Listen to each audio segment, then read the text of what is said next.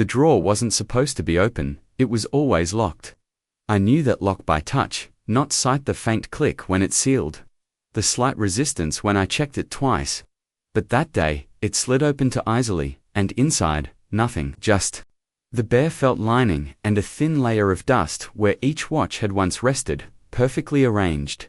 There was no note, no question, just the quiet certainty that they were Ganand, not misplaced, removed. A strange kind of stillness set in. I didn't feel rage, not yet, just the disorientation of realizing something deeply personal had been touched and dismissed. The collection wasn't about value, it was about him, my father. Every piece in that drawer had a reason, a date, a story. She knew that, or at least, she'd heard me say it enough times, but she sold them anyway. That's when I knew something between us had quietly broken, and it wouldn't be fixed with an apology. My name's Daniel, I'm 38, and I work in restoration. Mostly watches, vintage ones, heirlooms passed down through families, each with its own wear pattern, its own mechanical language. My job is to bring them back to life without erasing their history. Precision matters, so does memory. In my world, both are sacred. People come to me with pieces that haven't ticked in years. I treat each one like it belongs to someone they loved. That's not marketing. That's how I was raised. My father was the same, quiet hands, strong ethics, nothing flashy. He left me that mindset. And the collection. Lena and I met 8 years ago at a design expo. She was working on an interior for a client. I was showcasing timepieces in a shared booth. She had present, spoke fast, moved fast, made decisions without second guessing. It was different from my world, and maybe that's why it worked. I liked her fire. She liked my steadiness. We got married 3 years after we met. No drama, no spectacle, just a simple ceremony, a few close friends, and a shared mortgage. She staged homes for upscale clients, and I ran my workshop out of a converted garage behind the townhouse. We had our routines, weekend coffee runs, shared playlists, predictable arguments about laundry. Nothing glamorous, but it worked, or so I thought. She knew about the watches. She knew the drawer stayed locked. I'd told her how each one was tied to a milestone, my first apprenticeship. The year my father passed, the one he left in a sealed box with a handwritten note. She didn't seem interested, but I never thought that mattered. I assumed respect could exist without fascination, that she didn't need to love them, only understand what they represented. Turns out, that was asking too much. It started small, as these things often do. One day, during spring cleaning, she paused by the cabinet and said, "You never even wear those watches." The tone wasn't hostile, just a passing observation. I replied, something neutral, maybe a nod or a shrug. I didn't think much of it. I've had to explain to clients before that some things aren't for wearing. Some things are kept because they remind you who you were when someone believed in you. A few weeks later, the same cabinet had been moved a few inches, just enough to notice dust lines on the floor. Don't lie. She said she'd shifted it to clean behind it, said it with a casualness that almost dared me to read into it. I didn't. I told myself not to overthink, but over time, it kept happening. Small signs. Boxes not quite where I left them. Keys from my drawer placed slightly out of order. Each time, I chose to assume good intentions. That was my mistake. There was a Sunday morning, not long before it happened, when she stood in the doorway of the study while sipping her coffee. She watched me as I was winding one of the Omegas.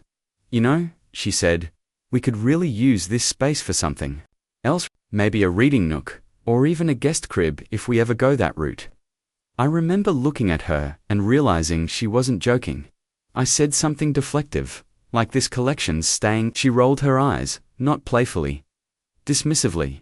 That was the first time it hit me that she didn't just dislike the watches, she resented them still. I never imagined she'd touch them. At worst, I thought maybe she'd keep pressuring me. But I believed there were unspoken lines we both respected. The day I found the drawer empty, I asked her about it in the same way you'd ask someone if they moved your keys. Not accusing, just curious. She didn't flinch, just blinked and said, "Oh, I sold them. Figured you wouldn't mind.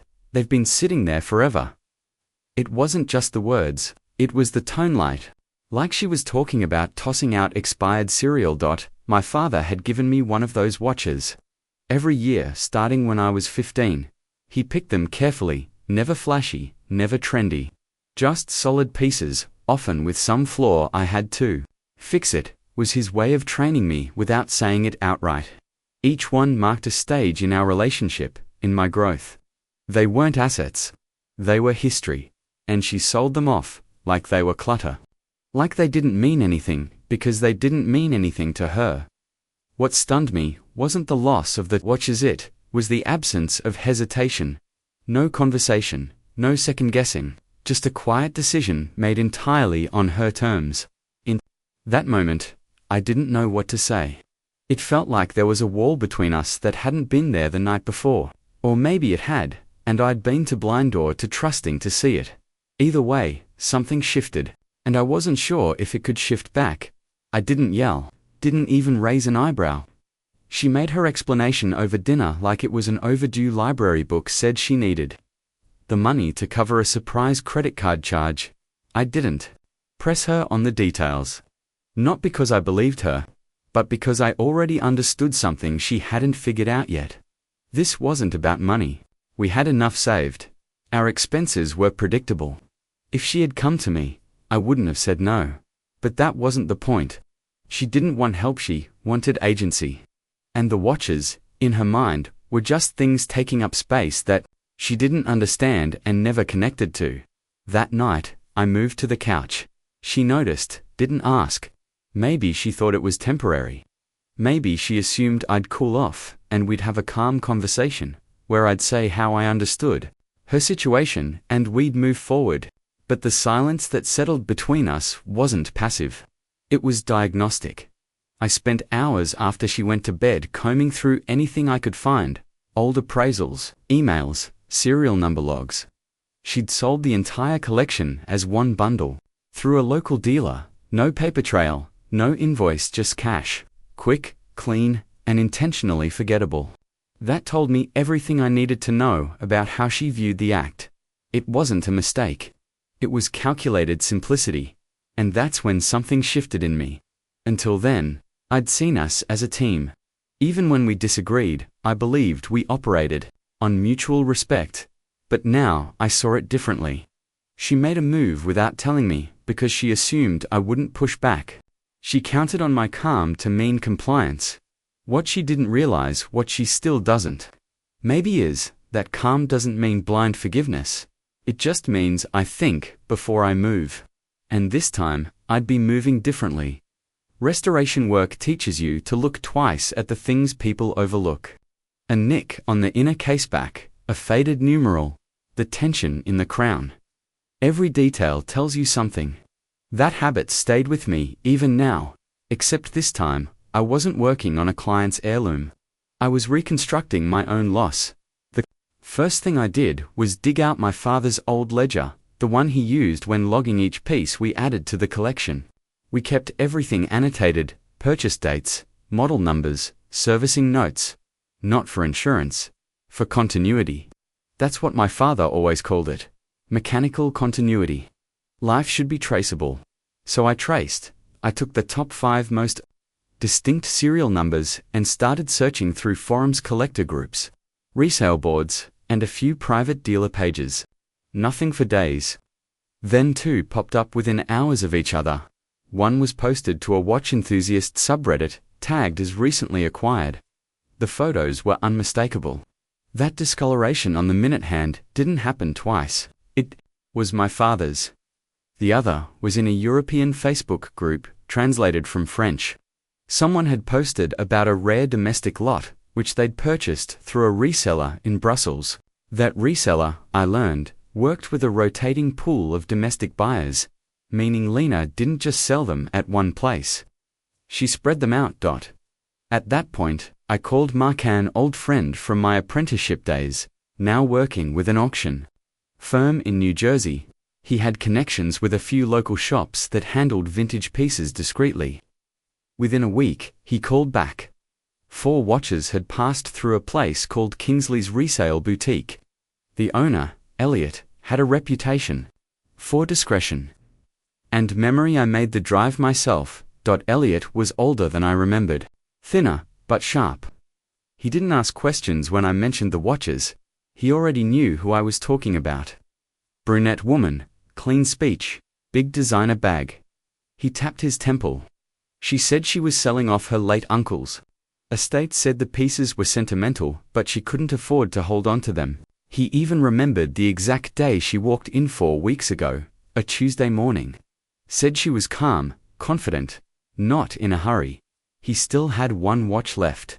My father's 1967 Omega Seamaster, the one with the navy dial and a hairline crack beneath the crystal. I would have known it blindfolded. He offered to let me authenticate it, but I didn't need to. The second I held it, I felt the weight of my father's hand on my shoulder again. I paid full price. No negotiation. That wasn't the point. Piece by piece, I began tracking down the rest. Some had already moved overseas.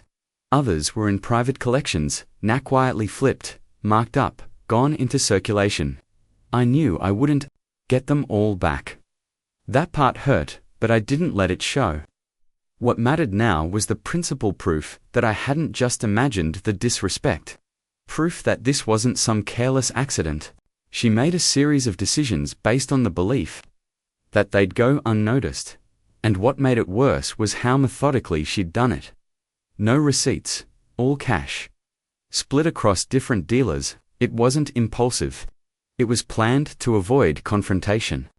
That told me more than any apology ever could. At some point, this stopped being about the watches. The pieces I recovered mattered, yes, but it was the pattern that haunted me. She hadn't made a single mistake. Every step had been intentional, wrapped in plausible excuses. She didn't ask because she didn't want to risk hearing the word no. She didn't care enough to wonder what it might mean if she did this behind my back. There's something unsettling about realizing the person you share a bed with can look at what defines you and see clutter. Not complication, not meaning. Just noise they're entitled to clear away. I left Elliot's shop that afternoon with the Omega boxed in soft cloth, resting in my lap like something I was afraid would vanish again. It wasn't closure. It was confirmation. And with that confirmation came a quiet certainty. If she could erase that part of me so easily, what else had she been erasing while I wasn't paying attention? I didn't mention the recovered Omega, didn't leave it out on the table, didn't drop hints. I let her believe the damage was complete, that I'd quietly accepted it as a loss. Letting her sit in that assumption gave me the space I needed because she didn't realize I was already 3 steps ahead. Within a week, I'd opened a private storage unit just outside town, climate-controlled, insured, under my name alone. I moved what remained of the collection there, including the watch I bought back from Elliot. I logged everything, documented values, and had the entire lot reappraised by a specialist I trusted. Nothing flashy, just quiet documentation, clean records, quiet proof. Then came the legal side. My lawyer didn't ask many questions. He'd known me long enough to understand that if I was asking about estate restructuring and post-nuptial agreements, something significant had changed. I updated my will, designated new beneficiaries, separated our joint assets where I legally could, and started the paperwork to move ownership of my workshop into a trust. It wasn't a reaction. It was preparation for whatever version of the future this marriage was heading toward. The postnup was deliberate. She had mocked prenups when we got engaged, said they were 4 people planning their divorce before the wedding. But now, I wanted everything in writing. Not to punish her, to protect what I'd built long before we met. If she asked why now, I'd have an answer. And if she didn't, I'd have more clarity than I expected. At home, I stayed measured. Let her speak first in conversations. Let her decide the tone. And every time she opened her mouth, I found myself listening differently. I stopped hearing concern or affection. I started hearing negotiation terms, angles, preemptive excuses. She was managing perception, not partnership. It became clear to me then This wasn't about a single act of betrayal. It was about a pattern of quiet erosion choices made without consultation, trust traded for convenience. I'd missed the signs before. Now I wasn't missing anything. None of these steps were taken in anger. I didn't feel vindictive. What I felt was focus, control returning to a part of my life that had gone cloudy without me realizing it. There's a difference between fixing something and fortifying it. I wasn't trying to glue the pieces back together anymore. I was rebuilding the foundation. My name etched cleanly across every beam, and this time I wasn't leaving space for anyone to call that legacy clutter. She found the files on a Monday afternoon, or rather, she noticed they weren't where they used to be. Her voice came from the study, louder than necessary, like volume might soften the suspicion. Where are the business documents? I didn't pretend not to know what she meant. They've been moved, I said. Everything's under a trust now. The silence that followed wasn't confusion, it was calculation. She stepped into the kitchen, leaned against the counter, arms folded. You moved everything without telling me. I didn't look up. I'm just matching your tone. She hated that response. Not because it was cruel, it wasn't, but because it forced her to consider what tone she'd set in the first place that evening. I set the postnuptial agreement on the dining table. Not hidden, not dramatic, just placed it there between a stack of unopened mail and her favorite candle. She found it when she came in from her evening walk. I stayed seated, quietly reading, not pretending it wasn't intentional. She didn't open it right away, just stared at the envelope, then back at me. What's this supposed to be? Clarity, I said. Legal clarity, no surprises. Her jaw tensed. So now, you think I'm after your money? I didn't answer. Not because I didn't have words, but because anything I said would only become ammunition. She wanted a reaction. Something she could flip into outrage. I wasn't giving her that. She finally opened the envelope. Scanned the first few pages. Her face shifted, first confusion, then offense. This makes me feel like a criminal. Still, I said nothing. There's a particular power in silence. It forces the other person to sit in their own words without distraction. That night, we barely spoke. The next few days followed the same pattern. She walked through the house like a guest, careful, tense, waiting for something she couldn't quite name. She didn't bring up the postnup again, but I could feel her pulling away. Not emotionally, that part had happened months ago, but practically. She started sleeping at odd hours, taking longer drives, texting with the screen tilted away. She was preparing for something. 2 weeks later, I came home to find half the closet empty. Some drawers were open. Her coat was gone. So were her keys. No goodbye, no confrontation.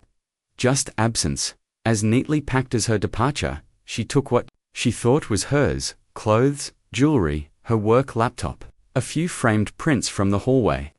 Left behind the shared dishes and anything with a name on it. It was a clean exit, designed to suggest dignity. But it felt more like she was slipping out of a lease than leaving a marriage. The only thing she left that mattered was on the bookshelf. Between 2 hardcover journals she'd once bought me, and never opened, was a cream-colored envelope slightly yellowed at the edges. Still sealed, it was the letter my father had written before he passed. The one he'd left with his final watch, in a box marked "When the time is right." I'd never read it. Told her that once, early in our relationship, when she'd asked about the unopened envelope, she'd nodded, made a comment about how sentimental I was. That was it. She'd had years to ask again, never did.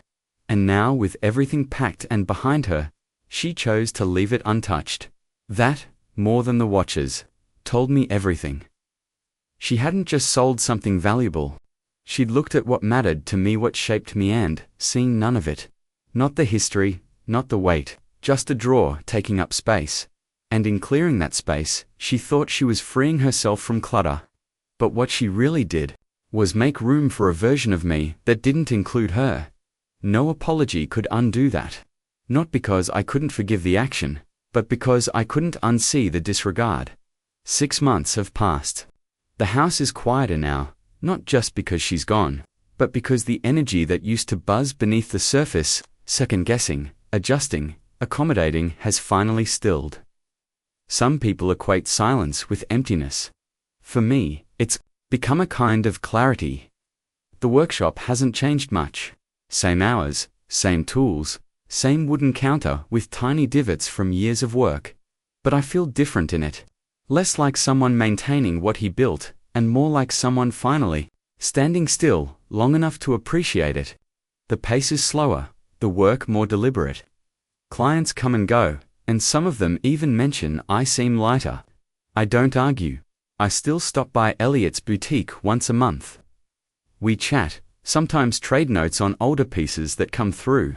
He's held a few watches for me when they've resurfaced small miracles. Really. Of the original 7, 5 are now back in my care. The other 2 may be gone for good. Or they may turn up in 10 years under a different name and a different price tag. I've learned to live with that uncertainty. What's harder to live with is how long I let myself ignore the signs. The way she'd roll her eyes when I talked about provenance. The way she'd move things without asking. The way her interest in my work slowly dissolved the moment she realized it wasn't lucrative, just meaningful. Looking back, I don't think she hated the watches. I think she hated that they predated her.